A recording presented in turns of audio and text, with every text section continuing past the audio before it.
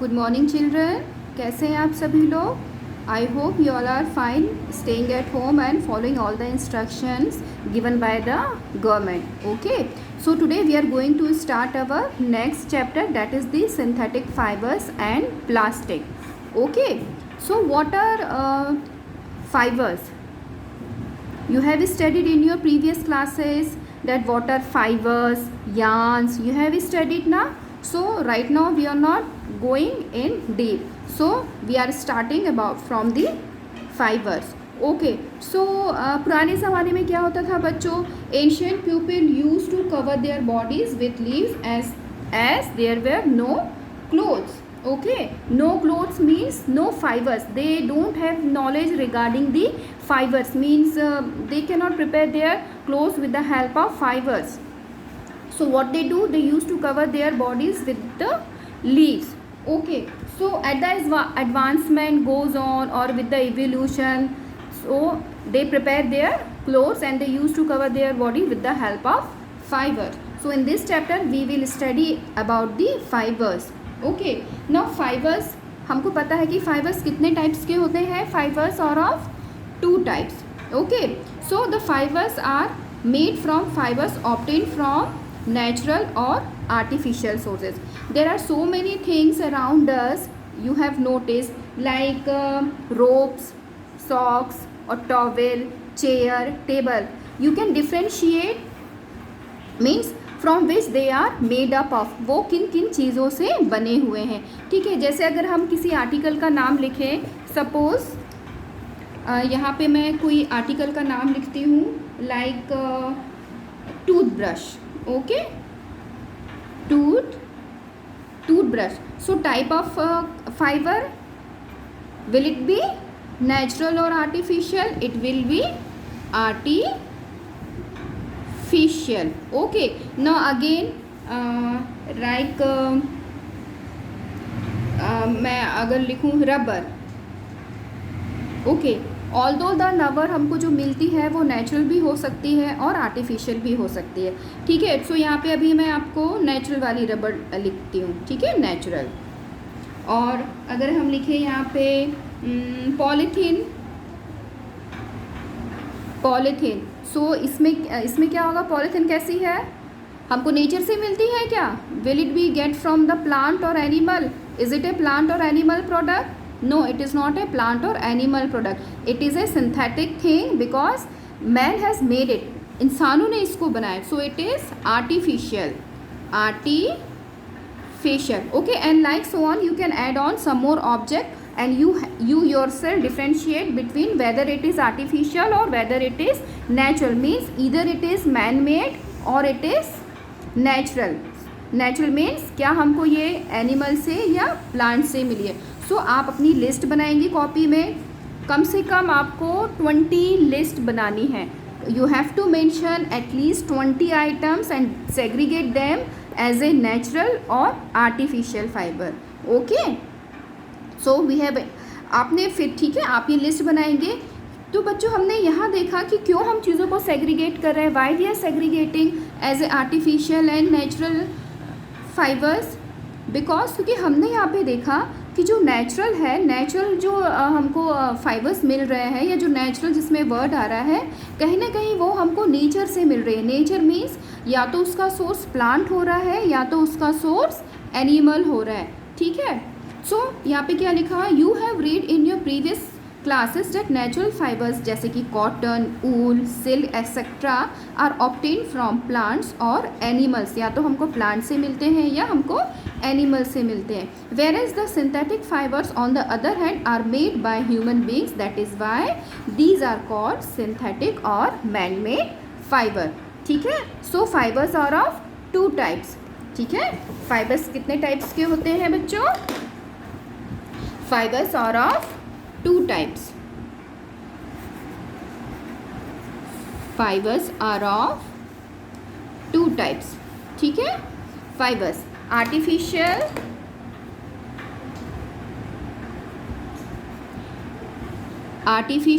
and natural. ठीक है, सो artificial में क्या हो गया, आर्टिफिशियल में या तो फिर वो क्या होंगे, मैन मेड, जिन्हें इंसानों ने बनाया है प्रोसेस करके। नेचुरल वो होंगे जो हमको कहाँ से मिल रहे हैं, प्लांट एंड एनिमल से वी आर गेटिंग इट, ठीक है। So the fibres which we are getting from the plant और animal, these are known as natural fibre, और the fibers which we are getting from the artificial, they are known as the synthetic fiber, ठीक है। these are known as synthetic fibers, ठीक है। Clear हो गया आपको? आज हमने क्या क्या समझा कि फाइबर्स जो होते हैं 2 टाइप्स के होते हैं, आर्टिफिशियल और नेचुरल, ठीक है। आर्टिफिशियल वो फाइबर्स जिन्हें मैन बनाते हैं, ठीक है, these are known as synthetic fiber or man-made fiber. Natural fiber example cotton, wool, silk, these are the fibers which we get from plants or animals, that's why these are known as natural fibers, okay। now example अगर हम आपको देखें बच्चों, जैसे आपने देखा होगा फूलों की माला या माला, सिंपल सी बीड्स की माला अगर हम देखें, चलिए इसको थोड़ा सा रीड करते हैं, ठीक है। What are synthetic fibers? Synthetic fibers क्या होते हैं, ठीक है। Try to recall the uniform pattern found in a necklace of beads joined with the help of a thread, or try to join a number of paper clips together to make a long chain. ये activity है, ये this you have to do at your home, ठीक है। चलिए हम भी एक activity करते हैं, ठीक है। These are the paper clips, single ones. I have right now 2 only, so I am just joining it, ठीक है। तो ये 2 पेपर क्लिप्स को मैंने ज्वाइन किया। ऐसे if I would have so many paper clips तो I would have made 1 necklace of the paper pen, and right now since I am having 2 clips, so I am just showing you that how these 1 paper clip joining together to make a 1 single necklace, okay। this and again हम ये देख सकते हैं, necklace आप घर में किसी न किसी के पास होगा, मम्मी के पास, आपकी सिस्टर के पास होगा, तो आप देख सकते हो बच्चों, अगर ये मैं थ्रेड को ओपन कर दूं तो इसमें से एक बीड अगर निकाल लूं, ठीक है, सिंगल बीड को निकाल लूं, इस माला को पूरी तोड़ दूं, तो हमको फाइनली अल्टीमेटली हमको क्या मिलेगा, we'll get a 1 bead, okay. So what does it mean कि यहाँ पे सिंगल बीड को हमने क्या किया है, थ्रेड के थ्रू ज्वाइन किया है, तो उससे क्या बना, ये एक पूरी माला बनी। आपको समझ में आया?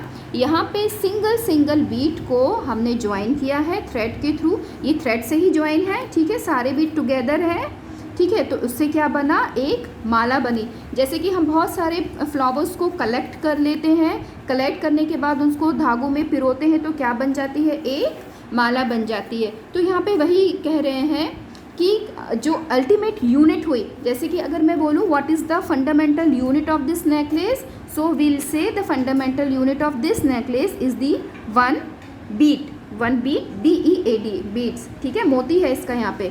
अगर ये पेपर क्लिप की माला होती, so what would we say, what is the fundamental unit of the necklace of the paper clip, सो क्या बोलेंगे, अगर हम ब्रेक करेंगे तो क्या बनेगा, ये हमारा, हमको क्या मिलेगा फाइनली, अगर हम इसको ब्रेक करेंगे तो ये हमको एक पेपर क्लिप मिलेगा, है ना। अगर हम उसको ब्रेक करेंगे तो हमको एक सिंगल पेपर क्लिप मिलेगा, ठीक है। सो बेसिक यूनिट क्या हो गई, हमारी पेपर क्लिप, और यहाँ पे हमारी बीड हो गई। सो बच्चों, हमारे जो क्लोथ्स रहते हैं या जो भी फाइबर्स रहता है, फाइबर की जो जिससे बने हुए वो रहते हैं, उन्हें हम क्या बोलते हैं, वो भी किसी ना किसी बड़ी छोटी छोटी यूनिट से मिलके बनाते हैं, ठीक है। जैसे छोटी छोटी यूनिट हो गई, जैसे ऐसे ये जॉइन टुगेदर कर दिया, तो ये क्या लॉन्ग चेन बना लेते हैं, सिंगल यूनिट,